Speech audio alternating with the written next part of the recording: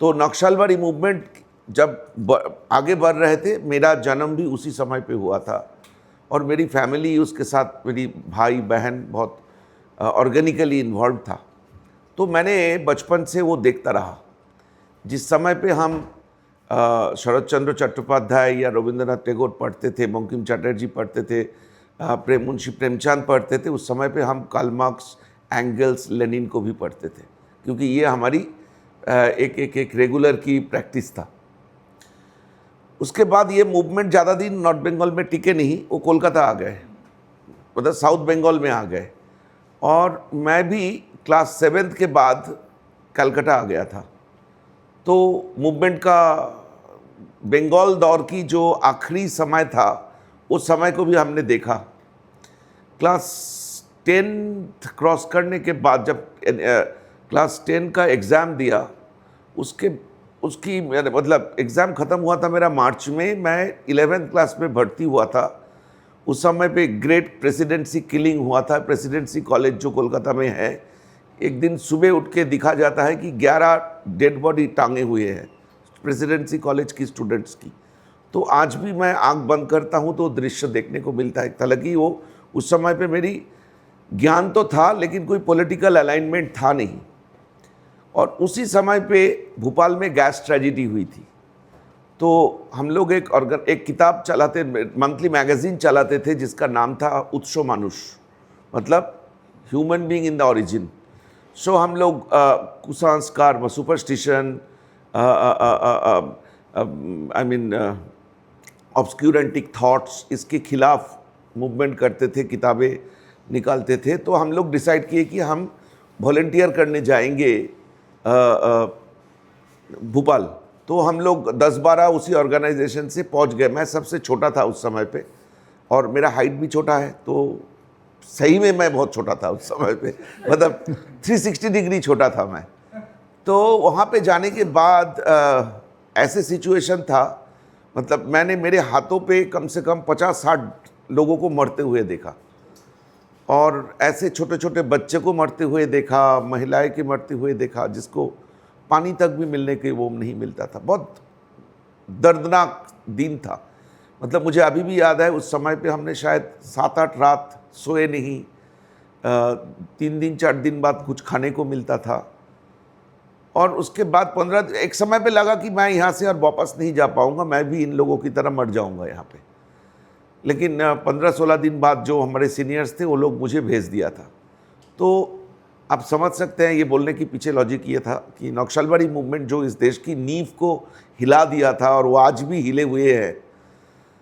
और उसके बाद भोपाल गैस ट्रेजिडी देखना, ये मेरी ज़िंदगी की शुरुआती दौर पे मुझे बनाने में बहुत ज़्यादा मदद की। उसके बाद कोलकाता की एनवायरनमेंट के बारे में आप लोगों को बोलने की ज़रूरत नहीं है। उस समय पे कम्युनिस्ट गवर्नमेंट था, और अलग अलग रेडिकल मूवमेंट होता था।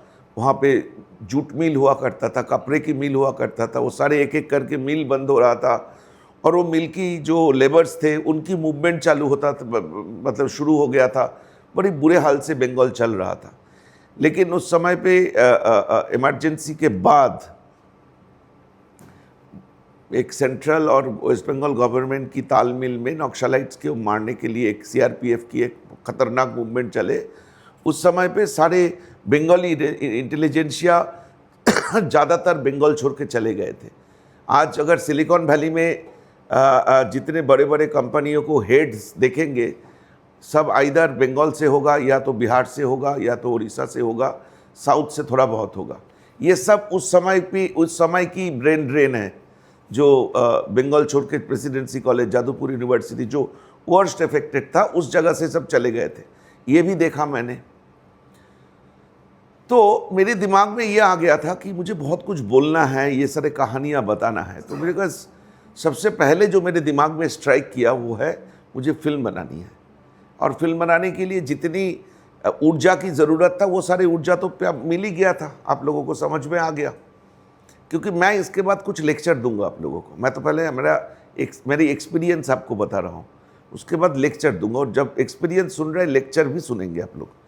हाँ तो मुझे ये लग रहा था कि मुझे फिल्म देखना है। और उस समय पे ना कोलकाता में 2-3 सिनेमा हॉल थे जहाँ पे हर संडे को हॉलीवुड क्लासिक्स आते थे। यूरोपियन क्लासिक्स कम आते थे, लेकिन हॉलीवुड क्लासिक्स आते थे, मुझे अभी भी मालूम है। तो एक तो अगेन मेरा हाइट भी छोटा था, देखने में भी मैं छोटा था, तो मुझे घुसने नहीं देते थे। तो कभी रेन पाइप चढ़ के ऊपर की, यहाँ पे कोलकाता से जो लोग हैं उनको मालूम है, शरोला मेमोरियल करके एक हॉल है। शरोला मेमोरियल में कलकत्ता सिने क्लब करके क्लब था, अभी भी है। कलकत्ता सिने क्लब की स्क्रीनिंग होता था, तो हमें अलाउ नहीं करते थे। हालांकि मैं मेंबर था, लेकिन फिल्म देखने ज़्यादातर ये एडल्ट फिल्म होता था, ज़्यादातर घुसने नहीं देते थे। तो हमें मालूम था शरोला मेमोरियल की 4th फ्लोर की खिड़की टूटा हुआ था, तो हम रेन पाइप से 4th फ्लोर की खिड़की से अंदर घुसते थे, फिर सीढ़ी से नीचे आते थे। जब बाहर निकलते थे तो सिक्योरिटी देखते थे कि ये लोग तो ऐसे सिचुएशन था, ऐसे पागलपन था। तो जो फिल्म देखना चाहते थे देखते थे, ये बॉटम लाइन ये था। 1991 में जब मैं बोल सकते हैं कि मैं सिनेमा देखने लायक बना, मतलब एडल्ट फिल्म देखने लायक बना, तब कोलकाता में एक फिल्म फेयर जो ईफी होता है ना अभी गोवा में, पहले गोवा में नहीं होता था, अलग अलग बड़े बड़े शहरों में होता था, हर साल नया शहर में। तो 1991 में कोलकाता में था, और वो कोलकाता में गदर की एक वो आया था। आप लोगों ने गदर की फिल्म देखे होंगे। तो गदर की एक रेट्रोस्पेक्टिव था। उस समय पे गदर की सारे रेट्रोस्पेक्टिव देखने को मौका मिला। उससे पहले मैं इंडियन न्यू वेव का देख चुका था, सत्यजीत रे को देख चुका था, मृणाल सेन की सारे फिल्म देख चुका था, ऋतिक घटक की सारे फिल्म देख चुका था, जितने साउथ से था वो सब देख चुके थे। लेकिन यूरोपियन जो न्यू वेव सिनेमा थे, अगर आप मेरी भाषा में कोई टेक्निकल शब्द आए, अगर आप लोगों को कोई सवाल आए तो मुझे पूछ लेना। सो यूरोपियन न्यू वेव देखने के जब मौका मिला, तब मुझे एक